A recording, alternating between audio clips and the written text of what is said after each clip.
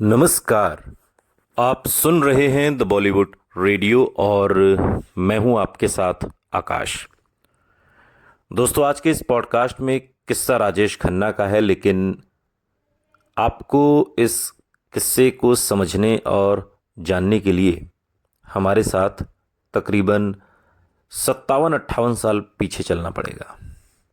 निर्माता निर्देशक शक्ति सामंत यूरोप से अपनी महत्वाकांक्षी film an evening in Paris पूरी करके लौटे थे। फिल्म में उनके पसंदीदा स्टार शम्मी कपूर और शर्मिला टैगोर की जोड़ी थी। ट्रेड मैगजीन्स और फिल्म की पब्लिसिटी में फिल्म की सबसे बड़ी खासियत यूरोप और ख़ासतौर पर पेरिस में फिल्माए गए खूबसूरत सीन्स को बताया गया था, और इसी को लेकर ये पूरी फिल्म प्रसारित भी की जा रही थी। इसके अलावा शर्मिला टैगोर के बिकनी सीन की भी उन दिनों खूब चर्चा थी।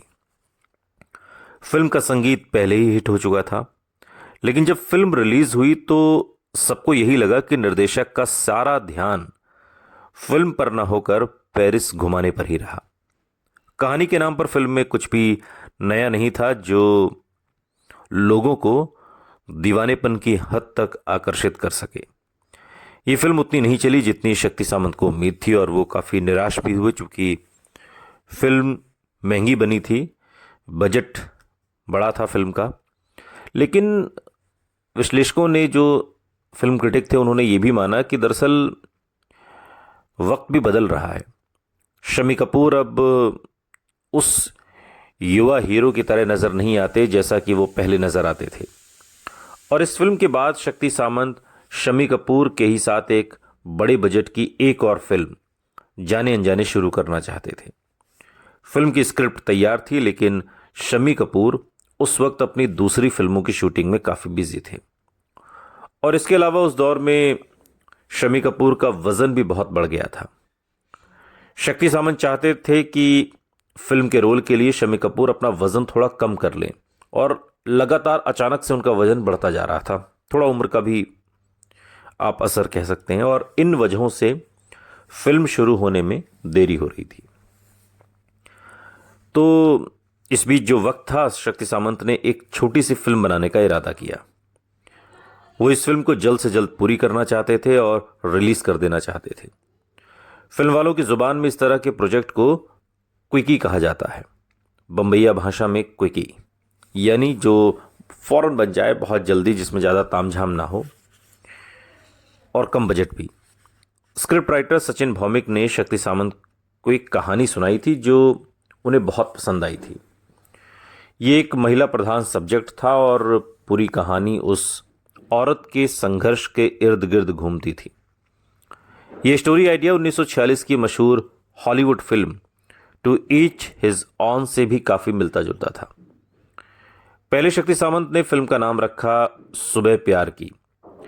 ये नाम दरअसल शक्ति सामंत की पिछली film an evening in Paris के मशहूर गीत रात के हमसफर के एक मुखड़े से लिया गया था। बाद में उन्हें लगा कि सुबह प्यार की से ज़्यादा इस फिल्म को एक दूसरा नाम सूट करता है। तय हुआ कि इस फिल्म का नाम होगा आराधना।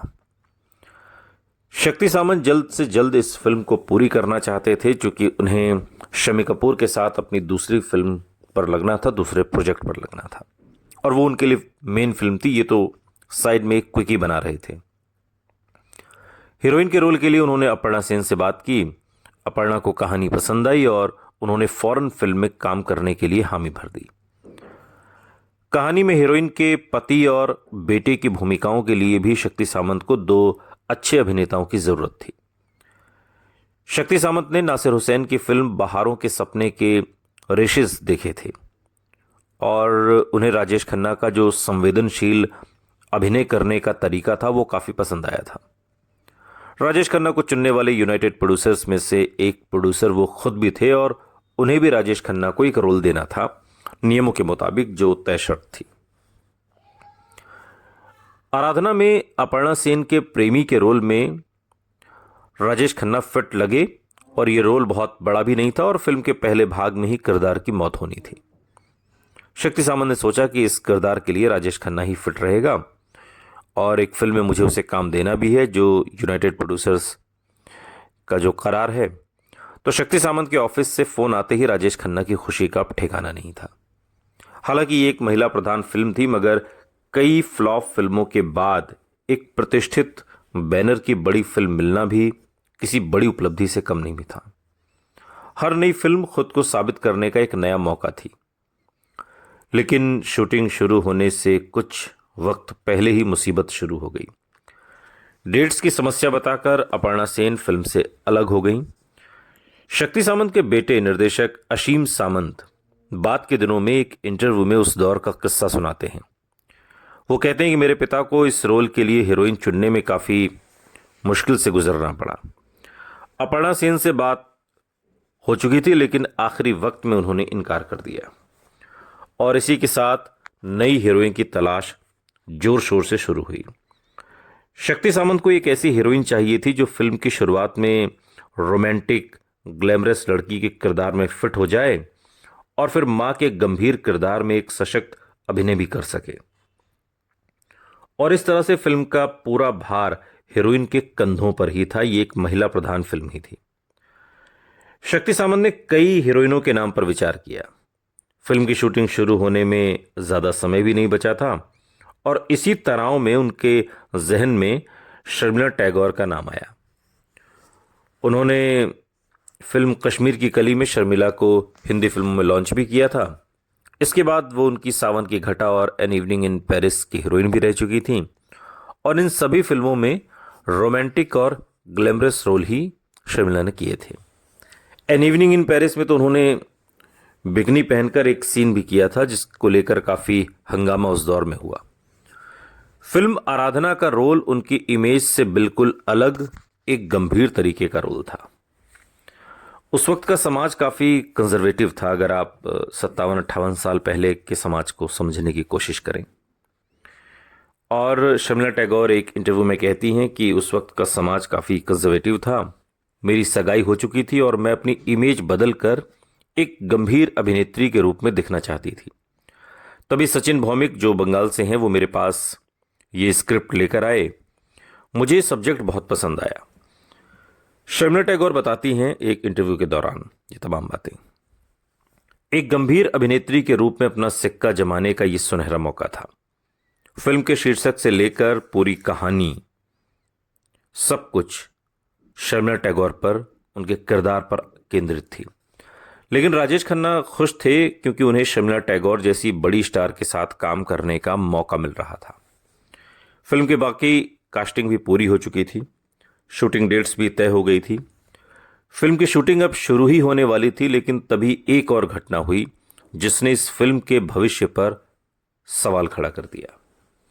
दरअसल हुआ यूं कि अनिल कपूर के पिता निर्माता सुरेंद्र कपूर, वो अपनी नई फिल्म एक श्रीमान एक श्रीमती का ट्रायल शो देखने के लिए अपने दोस्त शक्ति सामंत को उन्होंने बुलावा भेजा।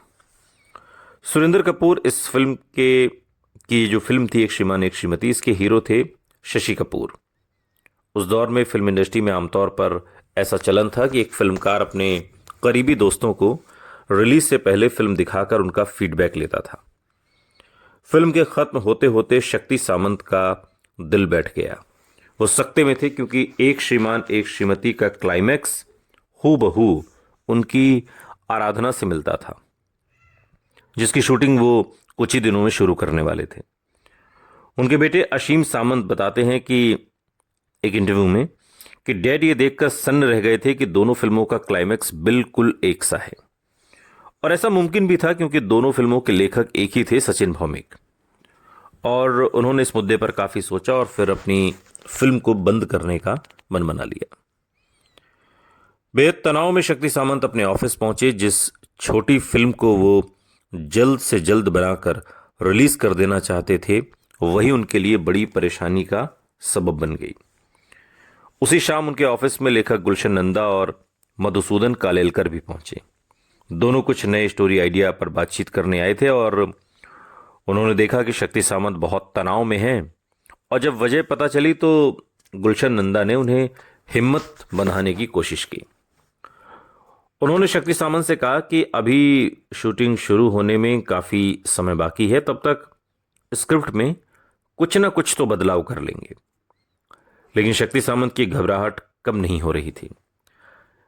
तब उनका तनाव कुछ कम करने के लिए गुलशन नंदा ने उनसे कहा कि अगर उन्हें आराधना की कहानी में बदलाव पसंद नहीं आया तो उनके पास एक नई स्क्रिप्ट भी है जिसे वो इसी स्टार कास्ट के साथ बना सकते हैं।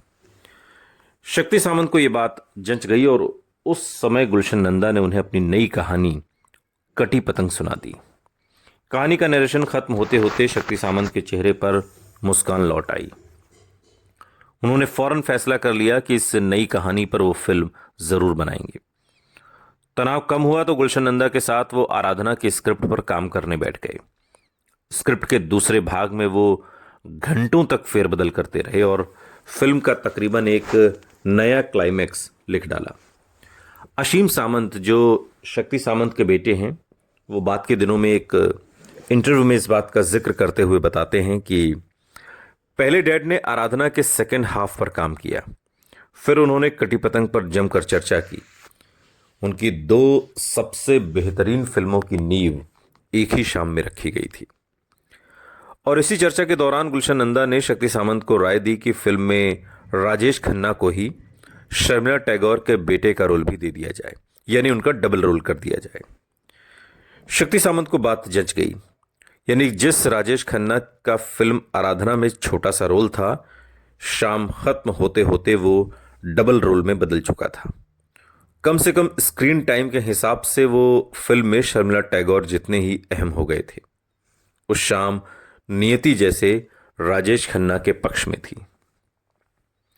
एक ही शाम को शक्ति सामंत की 2 सबसे अहम हीरोइन प्रधान फिल्मों की नींव रखी गई, लेकिन किसी को इस बात का अंदाजा नहीं था कि इन फिल्मों के साथ राजेश खन्ना के सुपरस्टारडम की भी नींव रखी जा रही है। शक्ति सामंत की फिल्म आराधना के प्रीमियर से जुड़ा एक बड़ा ही दिलचस्प किस्सा है जो शायद राजेश खन्ना के आने वाले दौर की तरफ इशारा कर रहा था। नवंबर 1969 में बंबई के एक मशहूर थिएटर में आराधना का ट्रायल शो रखा गया। ये राजेश खन्ना की अब तक की सबसे बड़ी फिल्म थी और इस फिल्म पर उनका सब कुछ दांव पर लगा था। शक्ति सामंत बड़े प्रोड्यूसर थे और उनके बुलावे पर इंडस्ट्री की जानी मानी हस्तियां ट्रायल शो देखने पहुंची। फिल्म के हीरो के रूप में राजेश खन्ना हॉल के दरवाजे के पास सबसे मुबारकबाद लेने के लिए खड़े थे और इस चमकती शाम में जैसे सितारे जमीन पर उतर आए थे। सदाबहार हीरो देवानंद भी आए थे। उन्होंने राजेश खन्ना से बड़ी गर्मजोशी से हाथ मिलाया था। राजेश खन्ना को लगा कि देव साहब शायद ये देखने आए हैं कि इस नए लड़के में कितना टैलेंट है। आखिर वो उनके बड़े भाई चेतन आनंद की खोज है। उनसे मिलते वक्त देवानंद की नज़रें उन पर जमी हुई थीं। देवानंद से हाथ मिलाते हुए वो कुछ बोल नहीं पाए, बस मुस्कुरा दिए। देवानंद, जिनकी अदाओं का ज़माना दीवाना था, एक पूरी पीढ़ी जिन्हें चाहते हुए देखकर बड़ी हुई थी। राजेश खन्ना खुद भी उनकी अदाओं के फ़ैन थे। इससे पहले वो ज्वेल थीफ की शूटिंग पर उनसे मिल भी चुके थे, जहां वो अपनी गर्लफ्रेंड अंजू महेंद्रू से मिलने गए थे जो उस फिल्म में काम कर रही थी। आज वही एवरग्रीन स्टार देवानंद राजेश खन्ना की फिल्म देखने आए थे। किस्मत वाकई आज राजेश खन्ना पर मेहरबान थी। थिएटर खचाखच भरा हुआ था। शो शुरू हो चुका था। सबकी निगाहें पर्दे पर जमी थीं।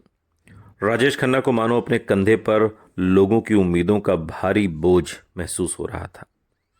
फिल्म आदि खत्म होने को थी। हॉल में गूंजता फिल्म का टाइटल गीत सफल होगी तेरी आराधना जैसे उनके जज्बात को ही बयां कर रहा था। लेकिन राजेश खन्ना का ध्यान फिल्म पर नहीं था। थिएटर के अंधेरे में एक तरफ खड़े वो फिल्म देख रहे लोगों के चेहरे को पढ़ने की कोशिश कर रहे थे। उनकी एंट्री पर लोगों का क्या रिएक्शन है, किस सीन पर लोग तालियां बजा रहे हैं, क्या इस फिल्म के बाद इंडस्ट्री उन्हें स्वीकार करेगी। उस रात लोगों के चेहरों में वो शायद इन सवालों के जवाब ढूंढ रहे थे। ये सब सोचते सोचते फिर से उनकी नजर आगे बैठे देवानंद पर पड़ी, जहां वो खड़े थे। उस जगह से देवानंद की सीट का फासला ज्यादा नहीं था। वो बड़े ध्यान से फिल्म देख रहे थे, ख्यालों में डूबे हुए। राजेश खन्ना को पता ही नहीं चला कि फिल्म कब खत्म हो गई। अचानक फिल्म इंडस्ट्री के जाने माने चेहरे हाथ मिलाकर मुबारकबाद देकर जाने लगे और फिर देवानंद भी आए। राजेश खन्ना को देखकर वो मुस्कुराए, हाथ मिलाकर मुबारकबाद दी और बोले, घबराओ मत, घर जाकर चैन से सो जाओ, तुम फिल्म इंडस्ट्री में बहुत आगे तक जाओगे। और देवानंद की कही ये बात बिल्कुल सही साबित हुई। ये राजेश खन्ना की ब्लॉकबस्टर फिल्म साबित हुई और लोगों ने खूब पसंद किया, और यहीं से राजेश खन्ना के सुपरस्टारडम की शुरुआत हुई। सुनते रहिए द बॉलीवुड रेडियो, सुनता है सारा इंडिया।